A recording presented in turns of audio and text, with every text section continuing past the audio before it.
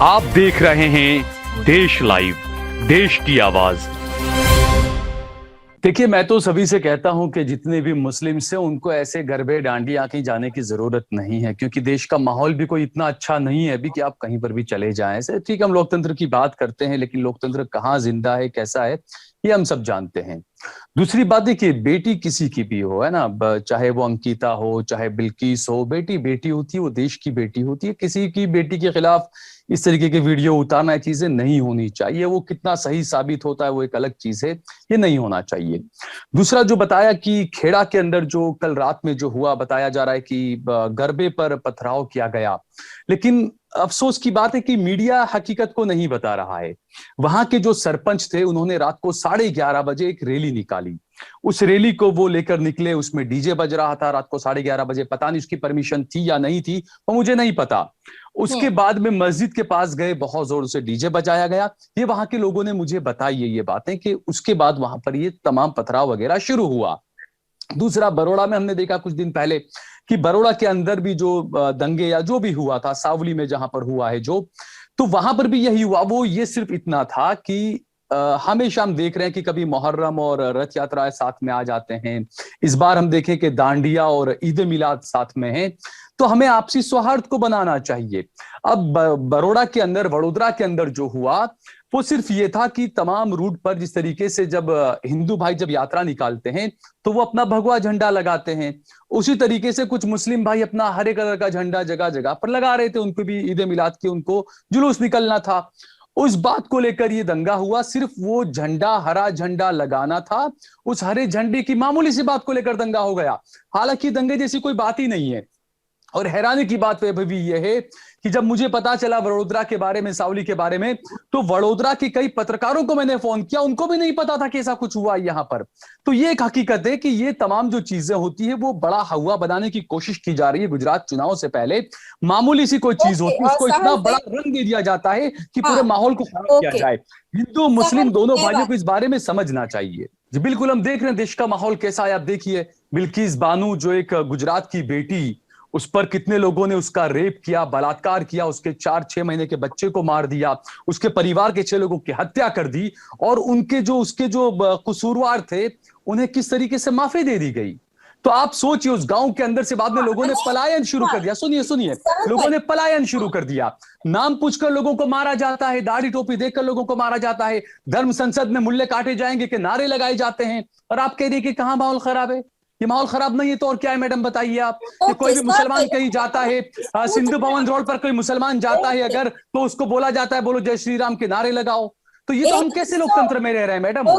मैंने आपसे पहले ही कहा कि दांडिया गरबा नवरात्रि चल रही है, तो मुसलमान भाई जो हैं वो अपने ईद मिलाद की भी तैयारी कर रहे हैं। वहां पर यही क्लेश था मैडम। आपको अपने गरबे खेलने, डांडिया खेलने, आप खेलें, आपको कौन रोक रहा है। लेकिन जो मुसलमान भाई जो डीजे बजा रहे हैं, जो कर रहे हैं अपने ईद मिलाद को लेकर, जो कव्वाली बजा रहे हैं, तो ये तो बिना वजह का इश्यू बना दिया गया। भाई सड़क के इस पार गरबा हो रहा है, वहां पर आपके भजन कीर्तन चल रहे हैं, आराम से आप भी एंजॉय करिए उसको। सड़क के उस पार अगर मुस्लिम बस्ती है, वो अपना ईद मिलाद का कार्यक्रम अगर कर रहे हैं, तो आपको भी उनसे परेशानी नहीं होनी चाहिए। और पुलिस पर सवाल होना चाहिए, पुलिस ने परमिशन कितने बजे की दी है, चाहे ईद मिलाद की हो, चाहे गरबा दांडिया की परमिशन हो, कितने बजे तक की परमिशन होती है। और आप सोचिए, एक मिनट मुझे एक वक्त दीजिएगा। आप जो कहती है कि देश का माहौल कैसा है, क्यों आप ऐसा बोल रहे हैं। मैडम एक बात बताइए, एयरपोर्ट पर अगर 2 मुसलमान कोई नमाज पढ़ लेंगे तो उसको बवंडर खड़ा कर दिया जाता है, जबकि उसी अहमदाबाद एयरपोर्ट पर डांडिये खेले जा रहे हैं, गरबे खेले जा रहे हैं कुछ लोगों के, तो इससे किसी की भावना आहत नहीं होती है। जब मुसलमान वहां पर नमाज पढ़ता है तो भावना आहत हो जाती है, और वहीं पब्लिक में कोई डांडिया खेलता है तो भावना आहत नहीं होती है किसी की। तो मैडम ये दोहरा चरित्र जो है ये हमारे देश को बर्बाद कर रहा है। हमारा जो कानून है वो सबके लिए होना चाहिए ना। हमें सिक्के की दोनों पहलुओं को देखना चाहिए।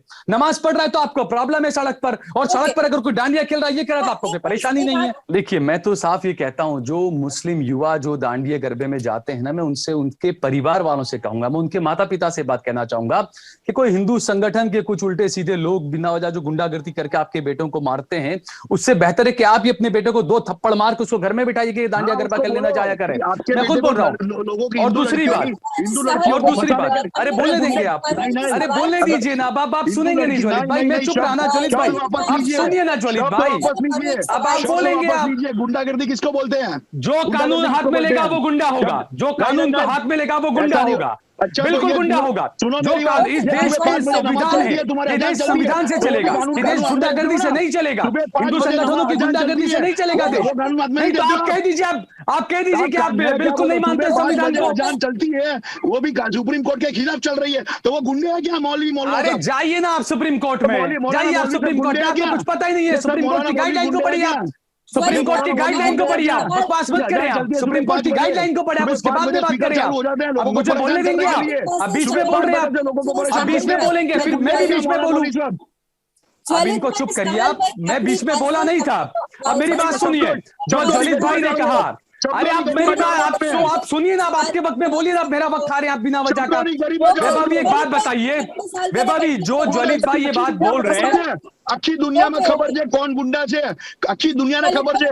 તું ચાંદલો કરીને જશે, ધોતી કરીને જશે તો કોઈ નહીં રોકે, દાઢી વાળાને कोई भी एयरपोर्ट ऊपर रोकશે। वो इंग्लैंड में देख लिया सबने, इंग्लैंड में देख लिया किस तरीके की गुंडागर्दी हो रही थी, इंटरनेशनल हेडलाइंस देखिए आप, दुनिया भर में इंग्लैंड में देखिए आप किस तरह की गुंडागर्दी हुई है, वहां के अखबारों ने क्या लिखा है वो पढ़िए आप, अगर इंग्लिश आपको आता हो तो। अब आप मुझे बोलने दे, मेरा वक्त न खाएं, मुझे बोलने दे।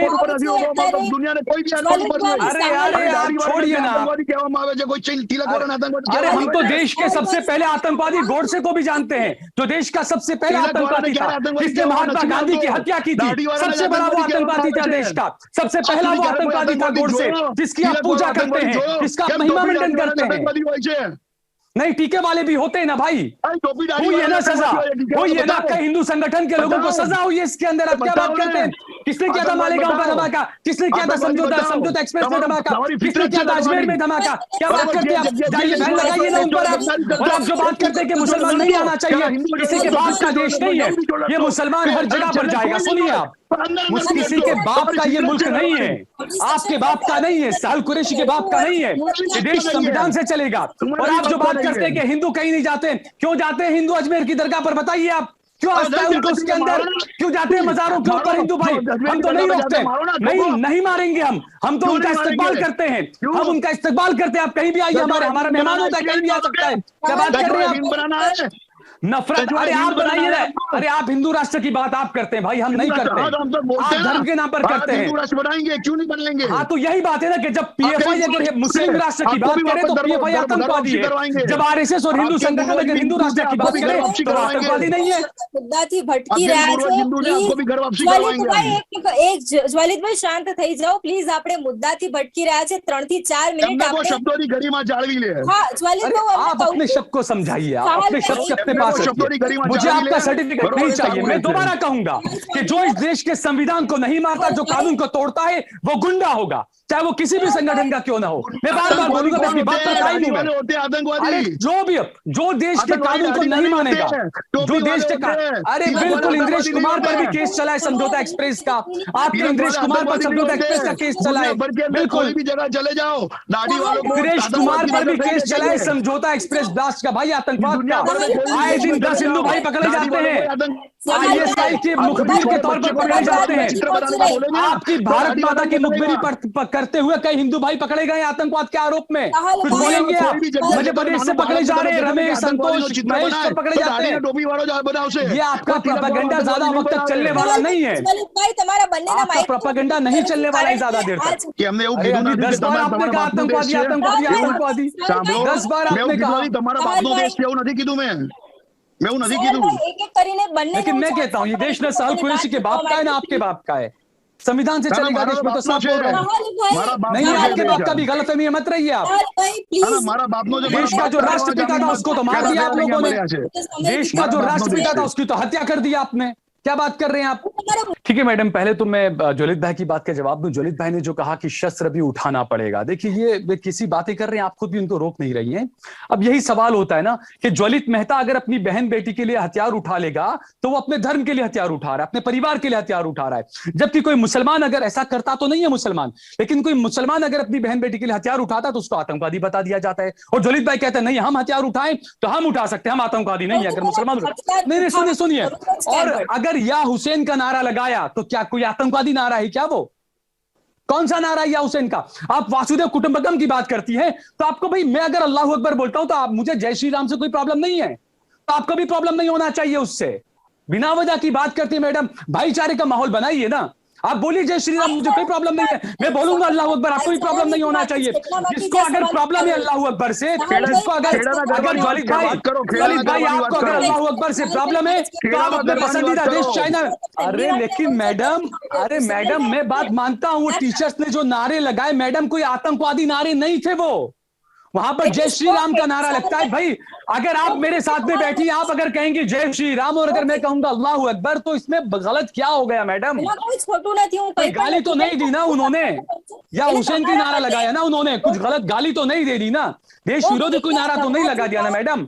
तो बिना वजह इतना तूल क्यों दिया जा रहा है? क्योंकि गुजरात चुनाव सर पर इसलिए जबरदस्ती પછી તમે નારા લગાવડાવો એ ખોટું નથી સહલ ભાઈ, એવું છે ને? अरे मैडम जबरदस्ती नारा तो वहां पे आप देखिए, आपके सिंधु भवन रोड पर एसजीआई पर मुसलमान लड़कों को रोक रोक कर लगाए जाते हैं, बोलो जय श्री राम, तो वो आपको नजर नहीं आता ज्वलित भाई?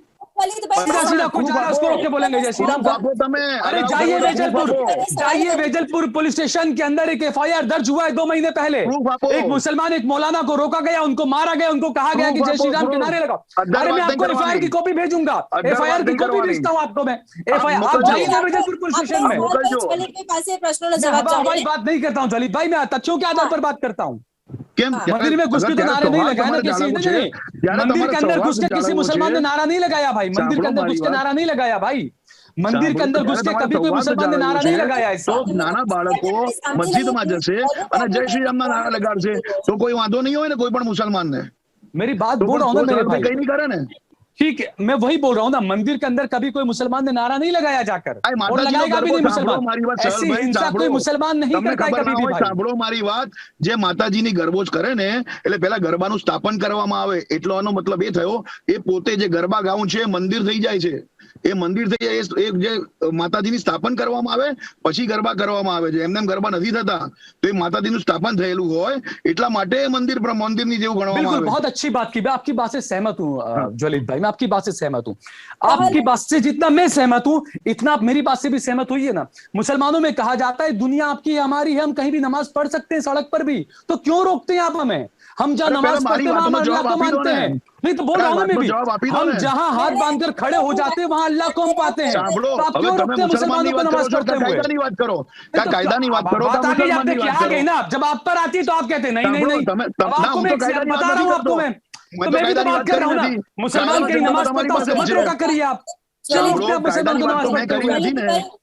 आपको कायदे को मानते नहीं है, आप तो खुद कह रहे हैं कि आपकी गीता में कहा गया है शस्त्र उठा लो, और आप सवाल उठाते हैं कुरान के ऊपर, कुरान में कहीं नहीं कहा गया ऐसा हिंसा करें, लेकिन आप कह रहे हैं कि आपकी गीता में कहा गया कि हिंसा करें, आपकी गीता आपने कहा कि आपकी गीता में कहा शस्त्र उठा लेना मार देना आपने कहा, धर्म માટે मां बेन દીકરીઓની રક્ષા માટે। हाँ तो यही बात है, तो आपकी गीता सिखाती है ना, तो आप ही कहना चाहते हैं कि आपकी गीता।